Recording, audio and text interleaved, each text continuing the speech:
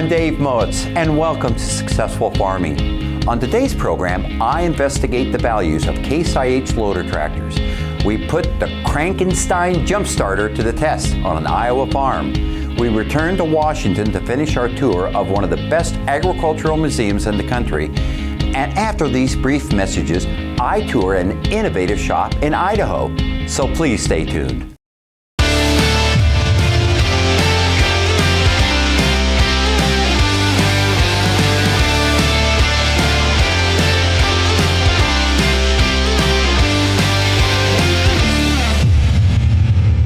Today on Top Shop Tours, we're in western Idaho in the gorgeous Palouse Hills and some of the best wheat and barley ground in the world. We traveled here not only to take in the beautiful wheat and barley and lentils and dry peas and garbanzo bean crops that are grown here, but also to tour Al Crick's shop. Let's go talk to Al and see what has worked well in his shop design. So why don't you start out? You built the shop in 2005. 2005, and you went with what size structure? It's 50 wide by 60 deep. And sidewalls? 18-foot sidewalls. You have a single entrance door. You went with a hydro swing? Hydro swing door, 30 feet wide, and it's 18 feet tall. Now I notice you have a little taller poured floor or wall on one side, but that's because this is kind of built into a hillside then. Right, we built it into the hillside so we could tuck it back so we could have more room out front. Okay. And it's still kind of tight out front, but we just wanted to stick it back in the hillside to kind of maximize it and keep it fairly close to the rest of the buildings. Al created a wealth of storage at a fraction of the cost by adding this lean-to addition to the side of his shop. Now on the floor plan itself, it's an fairly open floor plan. Mm-hmm. But you do have two additions that you'd call them additions. Actually, you built one of them when you put the shop in, and then the other one came later. Correct. So on the one that came later, that's a lean-to that you added to the, right, which would be on the east side of the Correct. shop? Okay. Correct.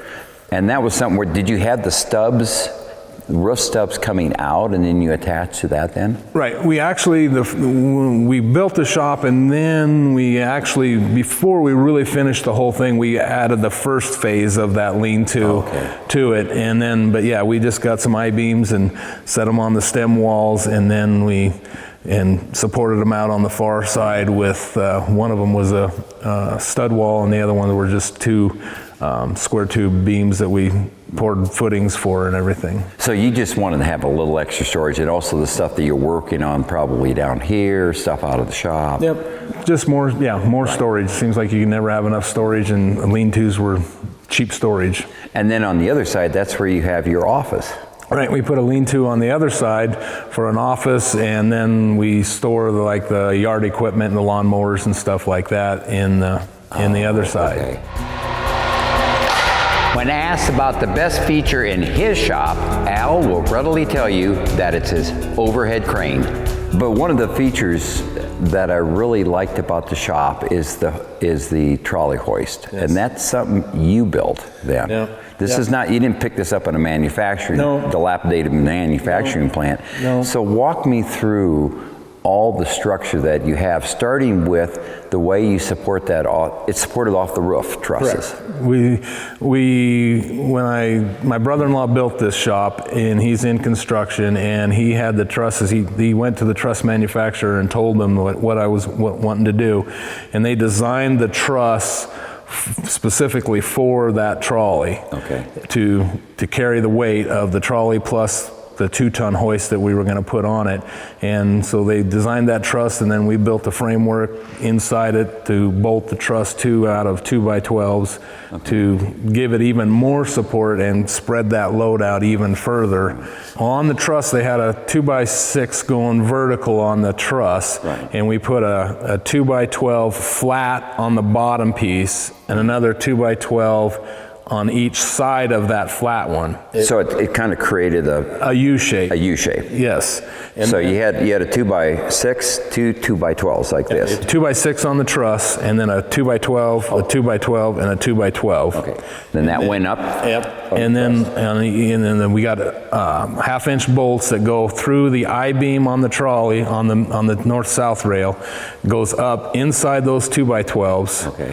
And then we put a piece of channel iron on the top that we attached the bolt, so we kind of squeezed it all up together. Yep, clamped it all in there. What'd you use for the I-beams that were attached to the ceiling? Those are 4-inch I-beams. Right. And then they're, like I said, it's 50 feet long. Each one is 50 foot long. Right. And so we had to weld the piece together, weld 2 pieces together to get it to make up the 50 feet, because you can only get them 40 feet long. Here's a great asset we discovered in Al's shop, a workbench that stretches across the end of a shop, complete with a wealth of storage drawers as well as a steel top. One of the features I noticed about this shop I really like, across one end, you've got cabinets. This was a friend or an acquaintance that built it for you?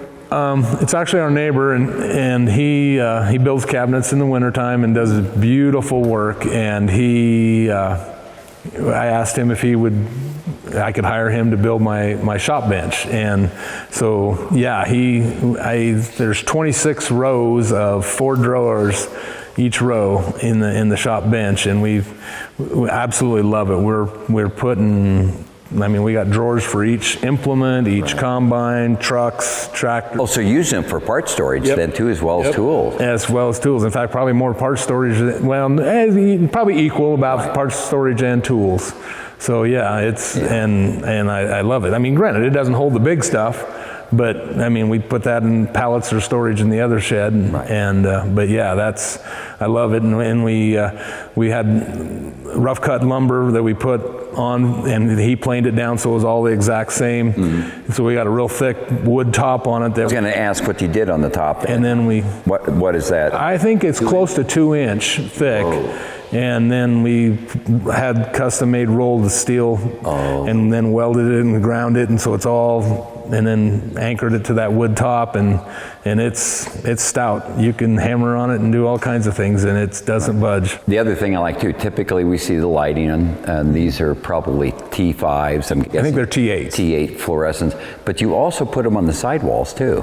Where'd you come up with that idea? I actually had a friend of mine talk about, like, when you got a combine in here and you got them on the ceiling, when you put the wings out on the combine, it's just a dark hole underneath it. So he said put some on the sidewalls too. Yeah. So it works out well. It lights it up good, and we've got it set up so the one switch is on the low ground or the low lights, and one's on the high lights. Al has one regret regarding his shop design.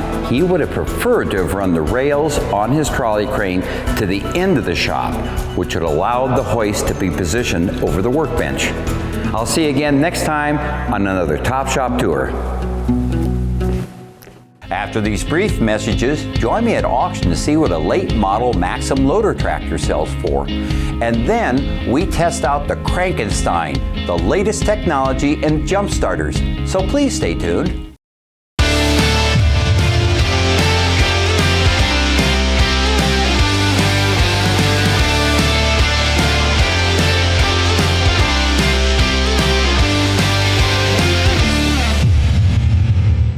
Welcome to Steel Deals. We're going to have some fun today. You get to guess what the final bid on this tractor is going to be. It's selling today at Cook Auction in Central Missouri. Now what we're working with here is a 2014 Maxxum 125. It only has 872 hours on its tack. Plus it comes equipped with a Koyker 585 loader, dual PTOs, 3 hydraulic outlets. Finally, this tractor is in good shape. For added fun, I'm going to make a guess as well. We'll see who comes closest. I predict this tractor will bring $78,200. Now, you got to get me your estimate before this tractor sells. To give you a little more time to make your guess, I'm going to first go talk to Scott Cook about this tractor and the current market trends on loader tractors. We're speaking with Scott Cook of Cook Auction, and we're looking at that Maxxum 125. Now, here is a 2014 tractor, only 872 hours. And I've noticed at this auction where you guys specialize in loader tractors, where you don't specialize, you get a lot of loader tractors. You get a lot of these low-hour loader tractors. Where do you find them? Or how do they come into the house? Well, we trade for a lot of them. The dealers will call us and it'll be an off-brand color, and they want it sold. They don't want to sell it into their AOR, so they call us and we get an opportunity to buy them that way. There's a couple other ways that we acquire them as well, or people bring them into us. One of them would be, unfortunately, we all have to die. So there's people that have just 2 or 3 or 4, 5 pieces, not enough to have a farm sale. So they'll bring us in a low-hour tractor or some nice equipment, or even some older rough equipment as well. But one thing I always laugh about a little bit is, unfortunately, there's divorce tractors, and that's what we call them. There's a discrepancy. They can't sell it by having a farm auction, and they want to sell some of the equipment before the divorce for whatever reason. So they call us up, and we offer them so much, or they decide just to put it in our auction, and we sell it for them. So a lot of times that's how, and they can always sell. The nice part about the lower hour tractors, we have a lot. We're talking about normally more money, and just like this tractor, you're looking at $70,000 or $80,000. That's a Case IH tractor with a Koyker Loader. Will that make a difference because it has not an off-brand, but a different brand loader on it? Or does it make any difference at all? Well, it makes a little bit difference in price. I mean, in general, everybody wants to stay brand for brand. John Deere wants a John Deere loader, Case IH wants a Case IH loader, but Koyker makes a good loader. Oh, they make a great loader. And so, for some people, it won't make any difference, but some people, it's pride of ownership. So yeah, it probably would be worth a couple $1,000s less. So I was looking at that tractor. It has dings and dents. It has 2 different rear tractor tires, although they're in excellent shape. But it looks like it has a brand new bucket on it that's never been used. Do you think the guy bought it with the bucket and he just used it for hauling hay bales? Well, that could be it, one, or he could have wore the bucket out. Really? Or he could have, hit something and tore the bucket up. Yeah. I mean, that's a possibility. But it's also likely that if the loader is as nice as the bucket, they may have put the loader on after they bought the tractor. That happens a lot. Thanks for the information, Scott. Let's watch that Maxxum 125 sell. I can say that it can 51, but I get both pounds, though you want to get 51. And up to 50 pounds, I can get 51,000, you want to buy cleaner, but here too. I can say 52,000. And up to 51, I get 52,000, and you want to get 2, 3. That's 4, 54,000.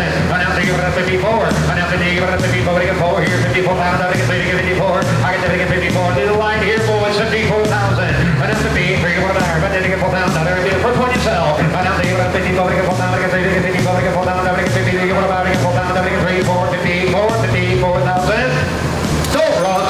Hey, our Maxxum just sold. How did you do on your price guess? For added fun, I utilized Iron Appraisal website offered by Iron Solutions. Iron Solutions is the place dealers go to set trade-in offers or sale prices. I inputted the information on today's Maxxum and got a preliminary appraisal estimate of a buy value on the tractor of $79,300. And now you have the opportunity to get a similar free appraisal from Iron Solutions. Used by banks, manufacturers, and dealers from across North America, Iron Solutions gathers actual deal sales, auction prices, and wholesale transactions on equipment built in the last 20 years. Now, to get 2 free appraisals each month, go to agriculture.com/whatsitworth. Finally, you can mine a wealth of pricing information by going to websites, and there are plenty of those that list auction prices and dealer asking prices. Spending time online prior to going to an auction or dealer lot will put you in a far better position to know when you're close to a deal. I'll see you next week on another Steel Deals Iron Report.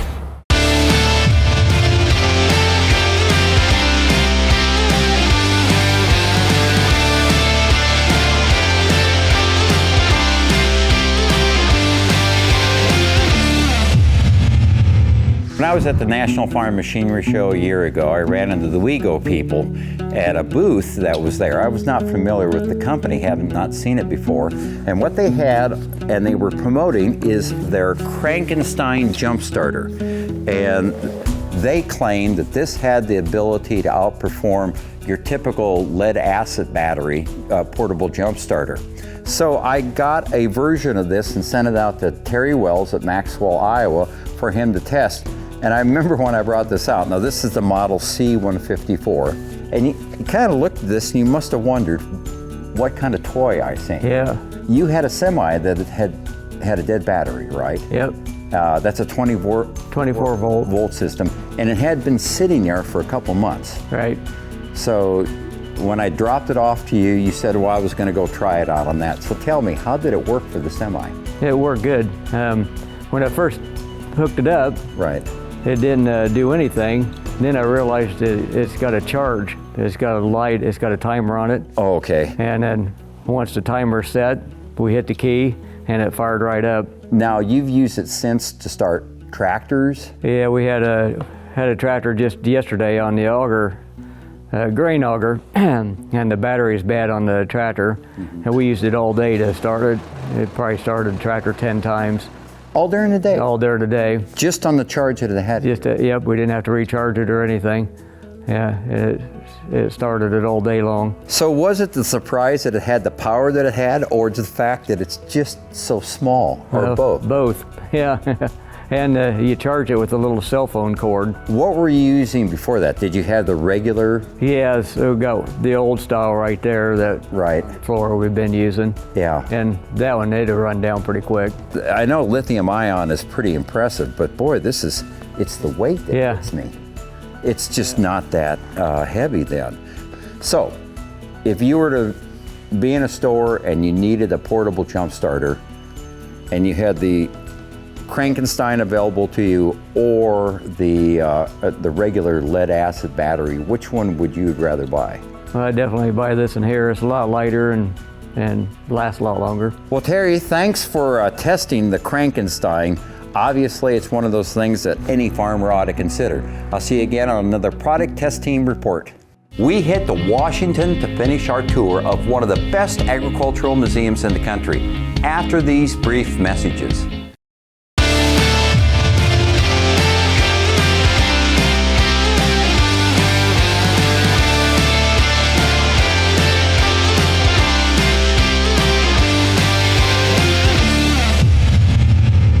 Welcome to Aegis Iron. Well, we're back at the museum to go over the collection. We can't even begin to tell you all the dozens of walking plows and tractors and implements they have here, but we're kind of hitting some of the highlights.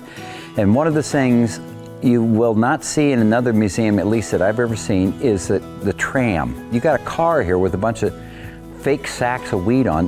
What was that used for? Okay, that's something that's unique to our area. They had to get the grain from atop the canyon down to the Snake River to be traveled by boat, taken away. So originally there was a tube that they tried to run the grain down, but it got so hot that it caught the grain on fire. Seriously? So then they went to two different styles. One was a railway tram, that there was a rail with one cable, and it was all gravity fed, no power to it. So one cable would take the loaded car down and would actually pull the empty car up, and they would meet and cross in the middle. The elevation was about 1,800 feet that it would drop, and about a mile long of tram. As far as we know, it was the longest tram ever used. Yes. And that's the one and that's a recreated car, isn't it? Correct. We had people take four-wheelers down and bring back over 3,000 pounds of old parts for the mast, the things that the cable ran on, and then they recreated the car as you see it now.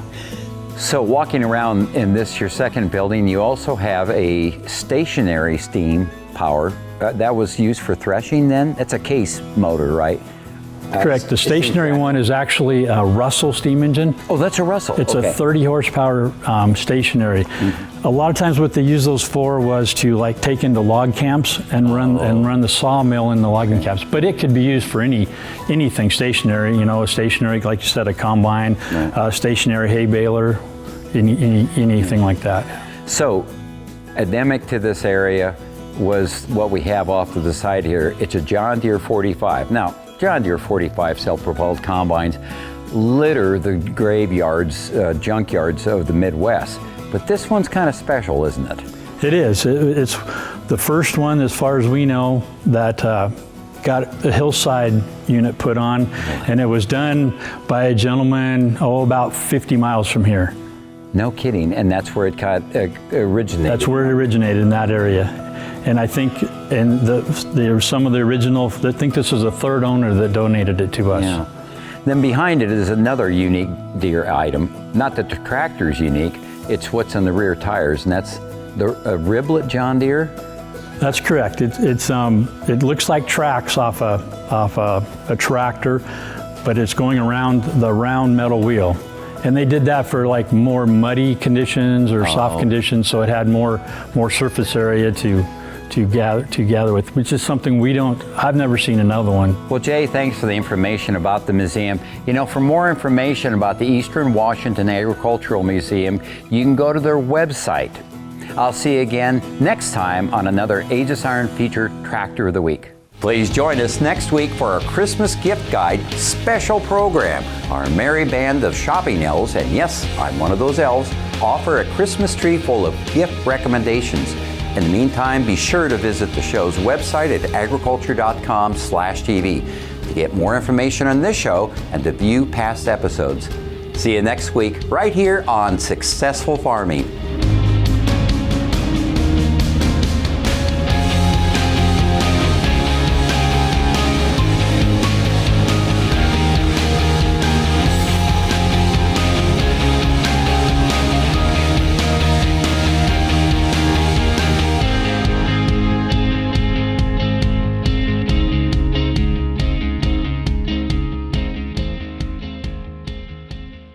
Hi, I'm Dave Mowitz. Thanks for watching. If you like this video, hit subscribe right here if you haven't already, and click that little bell right here to be notified when we post a new video.